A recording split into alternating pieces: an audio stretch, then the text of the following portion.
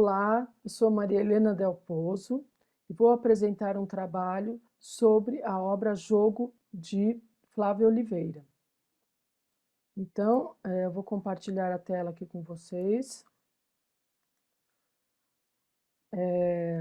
Então, esse trabalho é sobre as contribuições do compositor para análise e interpretação da obra. Então, este compositor, ele é natural de Santa Maria, no Rio Grande do Sul, né? E também é pianista, maestro e professor brasileiro. Então, ele teve aulas com vários outros compositores brasileiros, entre eles Esther Scliar, Armando Albuquerque, Willy Correia de Oliveira e outros também. Ele também trabalhou na rádio da universidade, né, da URGS, que é a Universidade Federal do Rio Grande do Sul, como programador, produtor e apresentador. Também lecionou composição, orquestração, fuga e história da música nessa mesma universidade. Ele também participou de festivais de composição, entre eles o Festival de Música Nova Gilberto Mendes, em 2016. Ele recebeu também prêmios pela sua obra, ok?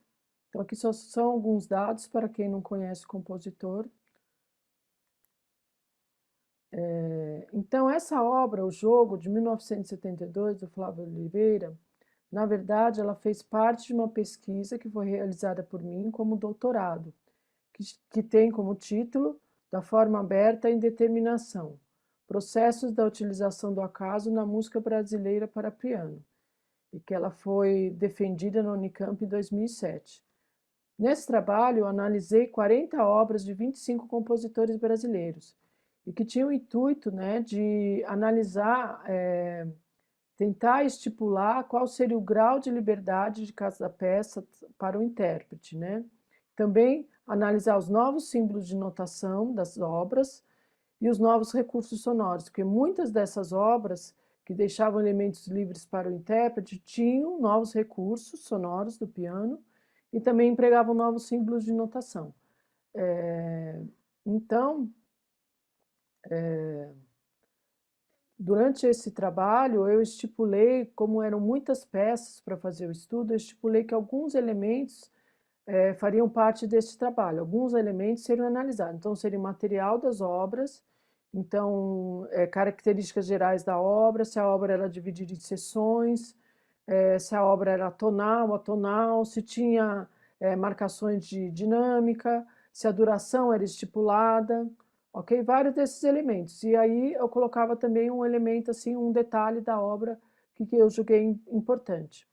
Dentro da notação, né, eu classifiquei o tipo de notação, colocava um exemplo e elaborei também um glossário de notação com os símbolos que eram iguais para todos os compositores, para um determinado recurso, ou também mostrando os diferentes símbolos para o mesmo recurso sonoro. Aí aqui que eu determinei o grau de indeterminação da obra, ok? Dizendo se ela era só num trecho da obra ou todo o trecho, em que elementos que a indeterminação era aplicada, ok? Que esses elementos eram deixados livres para o intérprete. E aí estipulei qual seria o grau de indeterminação. E aqui eu coloquei algum ponto de vista a partir da notação e a partir dos elementos deixados na partitura, ok? Pelo compositor. Após eu ter defendido essa tese, ter terminado o trabalho, que surgiu a oportunidade de eu gravar algumas dessas peças. Como eram 40 peças, num CD não poderia gravar todas essas obras. Então eu selecionei algumas dessas obras, entrei em contato com os compositores, e dentre esses compositores, né, que eu entrei em contato, era o Flávio Oliveira, e ele me mandou inclusive outra partitura, né, outras partituras de outras obras, mas após a defesa da tese, que eu me empenhei realmente em fazer essa gravação. Então, esse trabalho da tese já estava pronto, e aí o trabalho que eu estou desenvolvendo agora, que eu estou apresentando, seria depois da defesa da tese, a partir das mensagens trocadas com o compositor e a partir da gravação que eu fiz da obra. Ok? Então, foram mais de 50 mensagens trocadas por e-mail, além do envio de partituras de outras obras, e gravações ao vivo de outras obras também. E também a gente acabou realizando 3 encontros ao vivo em São Paulo, para a gente trocar as impressões sobre a interpretação que eu estava realizando da obra. Uma das primeiras indagações que eu tive com o compositor foi sobre o título, então qual seria o sentido do jogo, né? Então, para mim, o que eu falei para ele, né, então seria essa frase aqui, que eu refleti muito sobre o título, e para mim a peça seria um jogo de sonoridades e ressonâncias, às vezes até com perguntas e respostas. Aí o compositor falou isso, que na realidade ele não tinha pensado inicialmente na palavra jogo, ele pensou num projeto para um interlúdio. Uma peça nos quais os materiais fluíam a partir de determinado momento e acabavam, né, num jogo entre eles. Então, por isso que ele acabou ficando com a palavra jogo como título da obra. E ele pensava em mais partes improvisatórias, mas ele decidiu por apenas uma caixa de improviso, perto da coda final, ok? Aí, a partir de outras considerações sobre a obra, eu acabei achando que este título jogo, né, seria sobre sonoridades, ressonâncias e também o silêncio, por causa do que o compositor falou em outra mensagem, que é o seguinte, que é o primeiro elemento de composição que ele pensou seria sobre o silêncio. Então, antes de ter a música, ele pensou no silêncio que viria antes da música. E aí ele deu bastante importância para as respirações, para as pequenas ou grandes pausas, as ressonâncias do piano, os sons que se esvaiam, os resíduos que se misturam. Então, ele falou que até teve quem já dissesse para ele que a obra parecia mais uma música sobre o silêncio. Então, que ele acha que, em parte, isso é verdade. E ele acha que um aspecto forte da música é o silêncio. Então, isso foi um dos elementos que realmente, em contato com o compositor, que ele pediu para eu realçar bastante os momentos que tem respirações, fermatas, ou pausas mesmo. Então, a gente pode observar nessa primeira página da música e depois em todas as páginas que ocorre isso, que tem as pausas que são precisas, que tem um símbolo aqui, né? Aí mais abaixo também tem outra, que é uma de colcheia. Tem quando ele coloca várias fermatas, né? E o som seria até o nada, ok? E aí ele coloca várias cesuras entre as diversas partes da obra. Então, não só nessa primeira página, mas nas outras páginas também. Então, valorizando bastante o silêncio entre as diversas sonoridades que ele coloca. Outro elemento que ele chama de filtro acorde seria uma sonoridade que o fenômeno ocorre após o último ataque. Então, todas essas notas aqui, elas estariam dentro de um pedal só, então elas estariam soando juntas, né? A partir do momento que tem um ataque o si bemol estaria ligado ao ataque do último sol aqui, então seria trocado o pedal, não totalmente, para fixar mais o som dessas duas últimas notas, né, desse trecho. Então isso o compositor chama de filtro acorde, que seria uma sonoridade em que o fenômeno ocorre após o último ataque. Ele coloca este tipo de filtro também de uma outra maneira quando ele coloca dois acordes, né, que é um acorde de Lá maior, depois um acorde de Mi bemol maior, que ele coloca com uma mudança de pedal, mas ao mesmo tempo a indicação que ele coloca é para manter uma certa sonoridade que vem do acorde anterior, manter a ressonância do acorde anterior junto com esse outro. E esses acordes eles formam um intervalo de trítono, né? O que é interessante aqui notar é que essa palavra filtro, ela vem da música eletroacústica, e tem um trabalho da compositora Tatiana Catanzaro, que é da Universidade de Brasília, que ela fez uma dissertação de mestrado sobre isso, que ela vê alguns elementos da música eletroacústica que influenciaram os compositores entre a década de 50 até 70, ok? Então, que é interessante a gente ver sobre esse ponto de vista, né? Que essa palavra filtro é usada na música eletroacústica.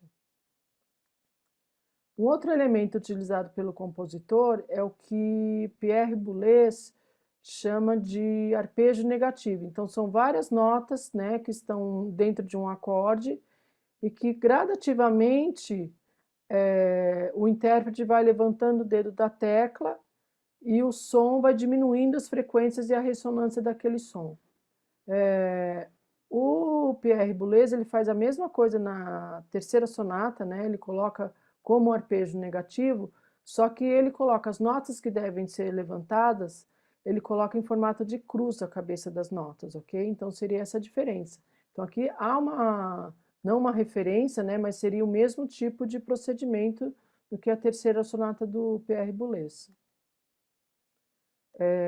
Há também um tipo de sonoridade que o intérprete deve tocar, fazer um ataque aqui na nota em staccato e reter uma parte dessa ressonância com o pedal.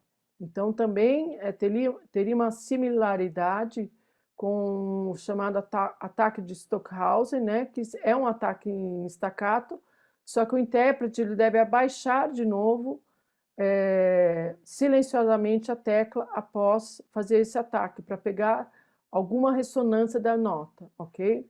Então, esse tipo de ataque foi usado nos Klavierstück 5 a 10, de 1954 a 55, né? Então, eu considero que teria também uma similaridade com essa obra do Stockhausen também. Aqui o compositor ele coloca a cabeça de nota onde deveria soar só uma determinada ressonância, uma frequência ali das notas, em formato de losango. Aí também, além dessas ressonâncias, né, desses elementos aí que são colocados como ressonância, tem sonoridades específicas do encordamento do piano.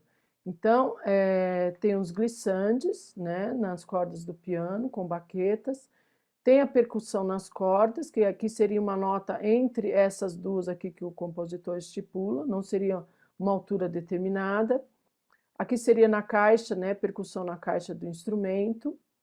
E aqui seria um glissande em sentido longitudinal numa mesma corda, ok? Mas também tem uma altura aproximada aqui estipulada pelo compositor.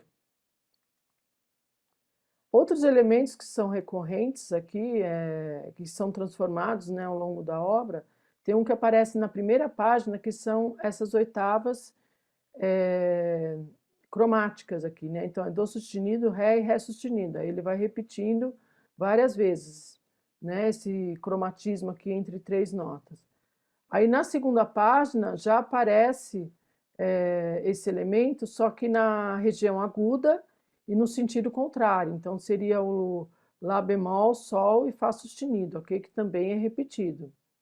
Num outro momento, eu acho que é na página 4 ou 5, aparece essas notas que é para ser executadas com baquetas. Então, ele seria o mesmo intervalo cromático, Mi, Fá e Fá sustenido, ok? E depois, de novo, Mi, Fá, Fá e sustenido. Então, há uma repetição do mesmo elemento em diferentes momentos da obra. Outro elemento que aparece bastante é esse daqui que aparece no final da primeira página, que seria um movimento, né, terças e um cromatismo, um movimento bastante rápido e repetitivo, né?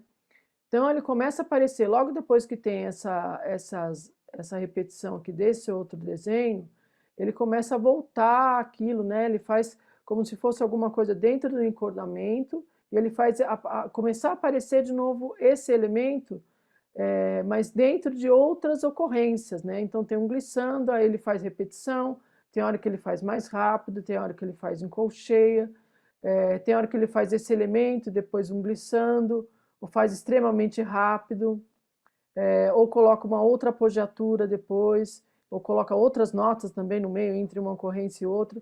Então ele vai sempre fazendo esse elemento em contraposição a outros diferentes, né? Até que fica, num determinado momento, mais repetitivo esse elemento. Aqui ele está de novo, aqui de novo. Aí aqui ele fica praticamente somente esse elemento repetido, ok? Aí ele vai incorporar aqui, continua esse elemento, às vezes ele altera um pouco as notas, mas seria praticamente a mesma coisa. Aqui ele acrescenta uma nota até, mas aí ele acrescenta um baixo e duas notas agudas ali, e no meio continua esse elemento, ok? Até o ponto que é o ponto culminante da obra, que é esse elemento aqui, esse acorde aqui.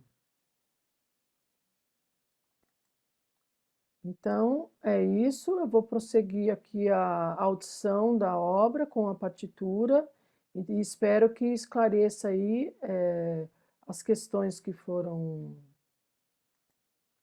discutidas aqui, e aconselho só vocês a procurarem ouvir a gravação com o fone de ouvido, e se necessário aumentar um pouquinho o volume quando tem os sons bastante baixos, porque dá para ouvir exatamente todas as ressonâncias que foram citadas aqui, ok?